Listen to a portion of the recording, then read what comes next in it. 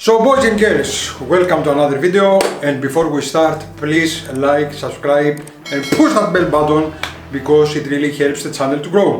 Today's video is gonna be about RC cars drifting. There are a lot of famous RC cars over there like MST, HPI, Tamiya, Exceed and stuff like this.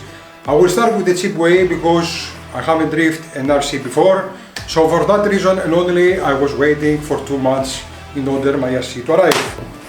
We bought the WPL D12, the RC track, but the whole point is to show you from A to finish how we make a WPL drift car. Because all the videos I see on YouTube, they say, you cut this, you cut that, but they don't show how you do this.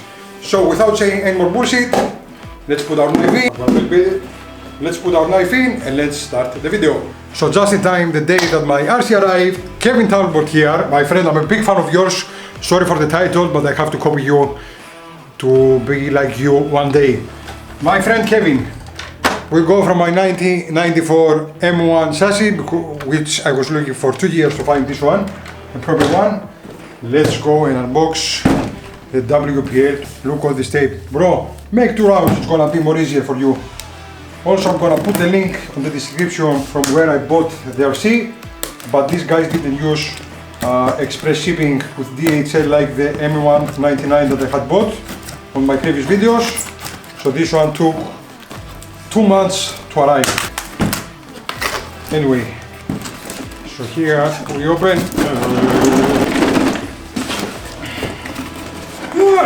This thing. And here we have our WPL K-Track. Now I ordered it in green color. I hope it's a green and not something else because I'm gonna get really pissed because usually they ship whatever color they like. Yes, it's the green one. And these, ladies and gentlemen, are our new Drift RC. Yes! So what we have the cable, we have some screws to put over here. We have some knuckles like this, so I suppose they know that you're gonna drift it like hell.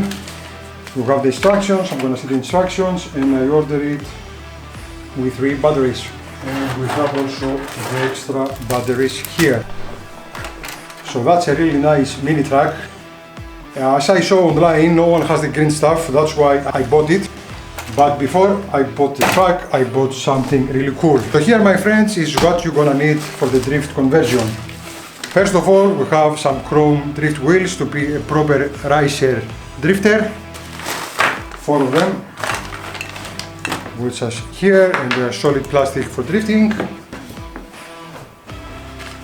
Spacers, because the hex on this one is 5 and the drift wheels are 12, so we have to convert from 5 to 12 hex, so that's why I bought the wide ones. I suppose they're gonna be too wide because they're a little bit big, as you can see over here. And then we have our gyro. So the gyro helps drifting. It's gonna keep the track in a straight position when it's drifting. That's the cheap one from Bagwood. I'm gonna put everything I bought in links down in the description. So for a start, this is what we have. As I'm starting to discover the RC, I'm gonna show you something really interesting. So this is now completely stock. I haven't done anything, that's out of the box. So the ankle of the wheel is really impressive for a stock RC.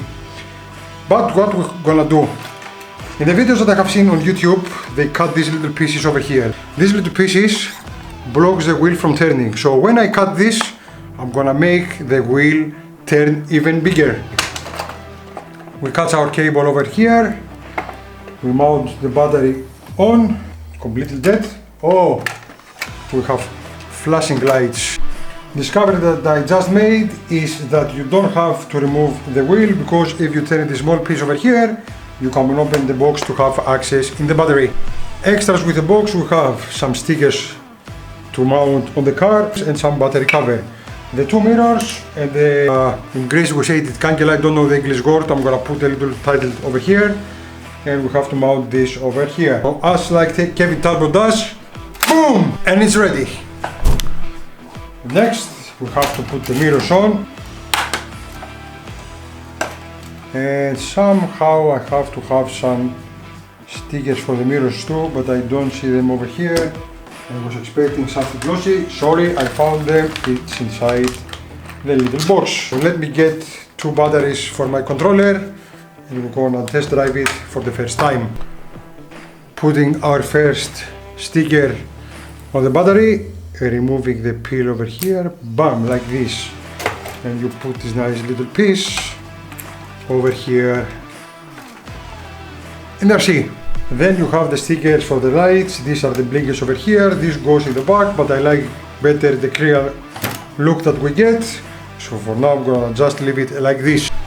I suppose the controller takes 2 AA batteries. Yes, that was correct. So I'm gonna put them here like this, and then I suppose somehow you open it. So now it searches for the RC. I'm also opening the RC, and now it's opened. I think the motor is too weak and it's not gonna handle the big wheels that I bought, but we're gonna try it. Also, I think it's not charged very well. Let's see how it's turning. Okay. It turns more with the hand, so the steering angle with the remote, not so impressive. I have to admit, it has an impressive turn cycle, even that the battery is not fully charged. Look how it's turning. Really impressive. First big problem that I find is this. The wheel has to have the adapter, which the adapter is this thing over here. But if I'm gonna try to put the adapter on the stock Hex, the 5, it doesn't fit. I'm not gonna destroy this because I need also the stock wheels. And this is how it's gonna look when we have the drift wheels on it. It's really nice, but it doesn't fit. So we have to start modifying. So I got my drill over here. I know Kevin has the DeWalt, but here we are the poor people, so we have the Parkside from the lead. Very decent tool also. Parkside, please sponsor me at some point. And now we're gonna start opening the hole inch by inch. We made a little mess.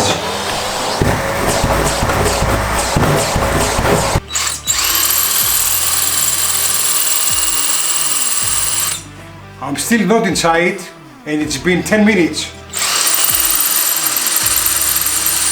Also I use the drift wheel to keep the board in position. Very good wheel. It went down there. No, we are not even in half. After 10 minutes cutting and not finished yet, this is where the wheels are going to sit. The plan to put the 1x10 wheels is gonna be aborted for today for 2 reasons. First one, see the comparison over here. So this is how they came, this is how I had to open the hole to fit on the hex of the WPL. So I have to buy also some bolts to mount the wheels in, because I thought that the WPL bolts gonna fit, but that's not gonna happen. So we're gonna leave this for tomorrow. For today we're gonna put some duct tape on the tires to slide, and then we're going to put the gyro on. Maybe our wheels are off, but this doesn't mean that we can't do any more modifications. We're gonna start with the simplest we can do. We're gonna open the steering angle. How we're gonna do this? We're gonna cut this small piece over here, which allows you to steer more. So, bye bye my friend. So we cut this thing that doesn't allow our wheels to turn further. And now that we cut it, see the difference. Whoop! Now we have full drift lock. And that's happened with cutting these little pieces just off the frame. Now we're gonna put some tape on the tires. Friends, with a little bit help of a duct tape on the real tires, that's what you can do on a stock WPL.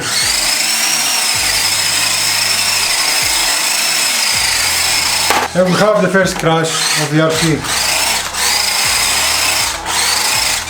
Fully charged battery, time for action. These were the first modifications we did to the WPL. Now we're gonna test it without the gyro.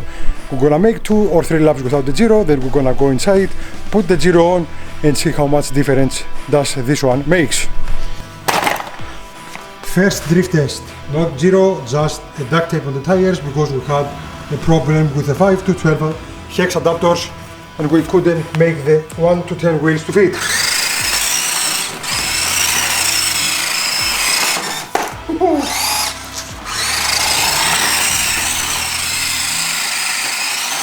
Okay, don't expect the drift to hold without the gyro. It's only capable for donuts.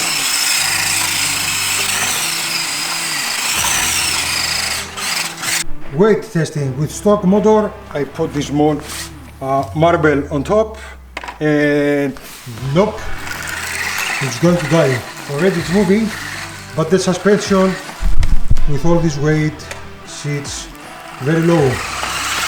So it's not very capable of transporting things. Well, it stayed stock for at least 1 hour. I believe that's a record for a WPL. So if you skip the previous minutes, let me show you what happened in 1 hour. We made the ankle turn better. So now we have a proper drift angle right here. As you can see, it's bone stock. And now we're gonna put the gyro on because when we went to the balcony, it didn't stay on drift. So now we have to unplug everything. I'm gonna open it for the first time and we're gonna see what's below. First, these 2 bolts to remove the hub.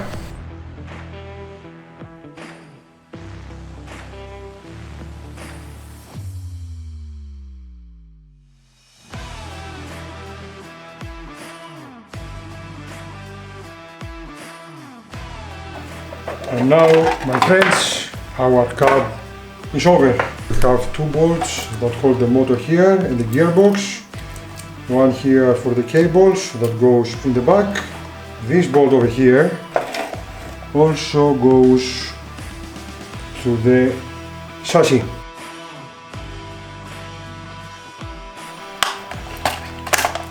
Nope, that was the last. So simple as that. You have your cab removed.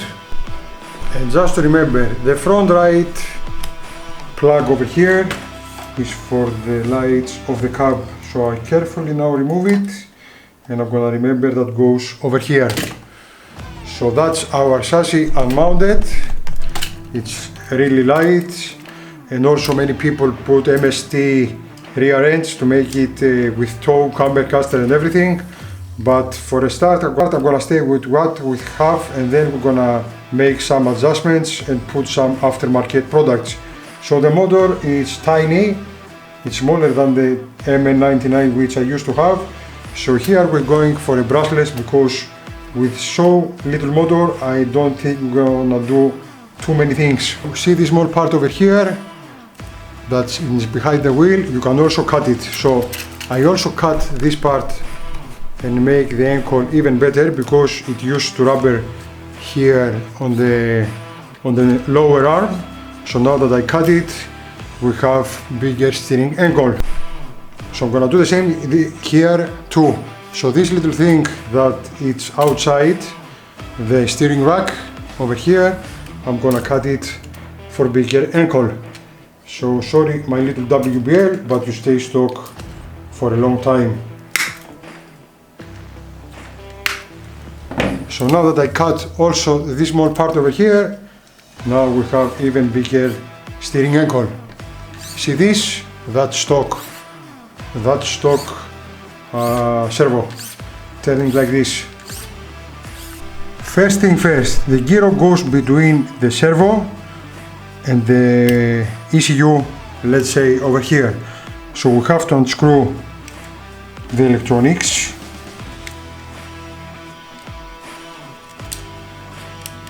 Be careful with those bolts because they are too small. Then I'm gonna remove the servo and I'm gonna put the gyro in between over here, and then we're gonna put the servo on the gyro. Before you remove anything, you have to remember how this thing goes.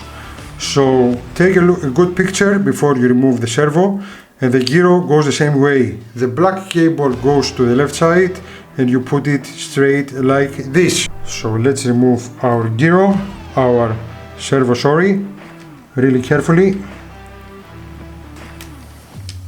And let's put our gyro inside. Remember, the black cable goes on the outside on this position here, as I'm showing on this video. Carefully installed, and now it's on. So you have to put the servo like this. The yellow goes to the S, the red goes to the plus, and the brown goes to the minus. So you put your servo like in this position. And now that you're ready, we're gonna mount everything back into the car. All is left to do is put everything back together, and the best position to put the gyro, if you don't want to make a base to put it here, is to put it on the cab right here, as I will do in my WPL. And now we shorten our cable so it doesn't fly around, and we are putting everything back in place.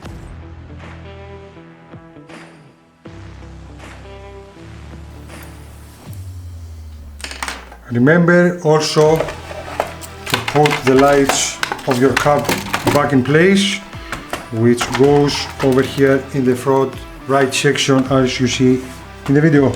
The cab is back in position. We have 3 more bolts to plug in.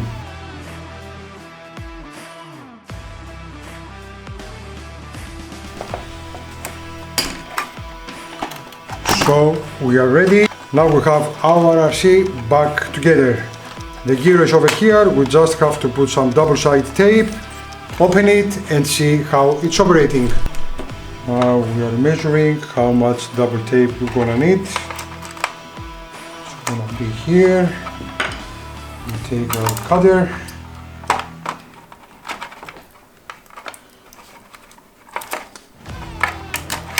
And we cut our double-sided tape.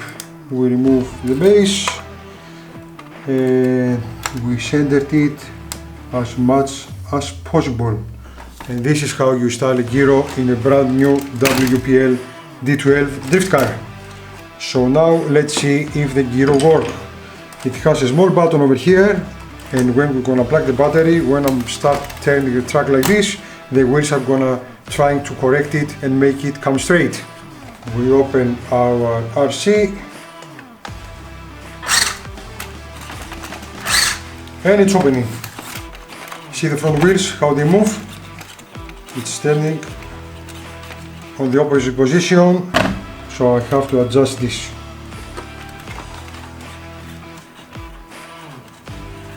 Now if I'm turning to this side, the wheel comes to this side. See this? Now I'm turning to this and the wheel comes to this. If I turn the wheel to this, it's going to try to correct it from this side. Back in the balcony with the RC, the gyro is on, and I also brought my screwdriver. You have to adjust the gyro in your driving style. Since it doesn't drift due to the tires, let me make something clever.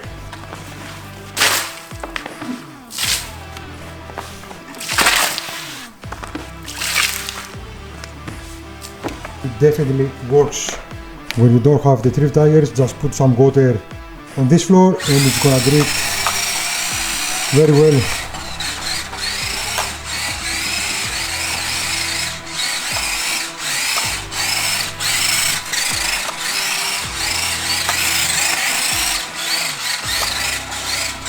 Let me put some more gyro. We made a little bit adjustments on the gyro, and now see.